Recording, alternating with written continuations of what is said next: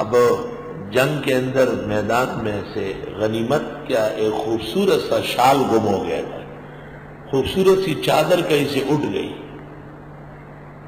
بعض لوگ کا یہ خیال تھا کہ شاید حضرت نے اٹھایا.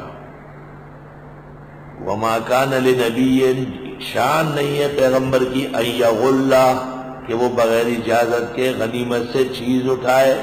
غلول کے معنی ہے اخذ الشیء من المغنم بدون الاذن، بغیر اجازت کے چیز اٹھا دی. کسی کا پرس اٹھایا، کسی کا چمچ اٹھایا، جوتا پہنا، رومال اٹھایا. یاد رکھنا اسے گرم کر کے تیرے اس نازنین جسم کو جہنم میں داغا جائے. دنیا کے اندر معاملہ صاف کرو.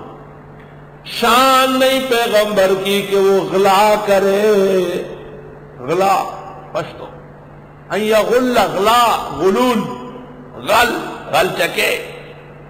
ومن یغلل، اور جو کوئی غلا کرے، غلول سے پیش آئے، یاتی بما غل یوم القیامہ، آئے گا اس چیز کے ساتھ جو اس نے چوری کیا ہو قیامت کے دن. حدیث میں ہے ایک آدمی کے سر پر اونٹ ہوگا اور وہ کہے گا اے محمد مجھے بچاؤ. ایک آدمی کے سر پر گائے ہوگی، ایک آدمی کے گردن پر بکرا ہوگا. ایک شخص آئے گا اور اس کی گردن پر زمین ہوگی، ساتوں زمینیں اس پہ رکھی جائے گی. آپ سے پوچھا کہ یہ کیوں؟ فرمایا اس نے زمین چوری کی. پلاٹ چور، زمین چور. جہاں کوئی پلاٹ نظر آیا 10 مولوی نے اس کے اوپر مسجد مدرسہ کھڑا کیا. نہ اجازت نہ کوئی پرواہ. او بابا، فقہاء کہتے غیر معزون زمین پر نماز مکروہ ہے. کم از کم قریبی اتھارٹی سے اجازت لے لے، نمازیوں کو جمع کر کے ان کو کہے یہ کوئی جگہ ہے ہمارے کام کی ہے، آپ امداد کریں تو ہم لے لیتے ہیں، تو چلو موقوف ہو جائے گی، لیکن غلا تو نہ کرو. ثم توفی کل نفس ما کسبت، پھر پورا دیا جائے گا ہر انسان کو جو اس نے کمایا. وہم لا یظلمون، اور ان کے ساتھ ظلم نہیں ہوگا. دیکھو پیغمبر کی طرف بھی غلا کی نسبت ہوئی ہے، اندازہ لگاؤ گا. دنیا میں کوئی بچ نہیں سکتا، پاک سے پاک آدمی پر بھی ایسے گندے منہ ہوں گے جو ان کو داغدار کریں گے.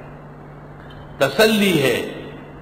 امام شافعی کہتے اصف النیہ ونم فی البریہ، نیت صاف کرو، راستے میں پڑے رہو.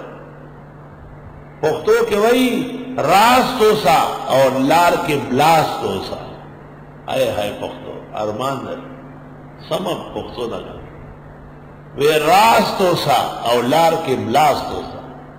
شافعی کہتے اس فی النیہ نم فی البریہ، نیت صاف کر لو، جنگل میں رات گزارو. یا رب. لیکن احادیث سے پتہ چلا ہے کہ جہاں تک ہو سکے تہمت کے موقع بھی نہیں آنے. افمن اتبع رضوان اللہ، آیا پس وہ جو اتباع کرتا ہو خدا کی خوشنودی کا پیغمبر، کمن مانن اس شخص کے بعد مستحق ہوا ہے بسخط من اللہ، اللہ کے غصے کا. ومأواہ جہنم، اس کا ٹھکانہ دوزخ ہے. وبئس المصیر، ناکارہ بازگشت ہے.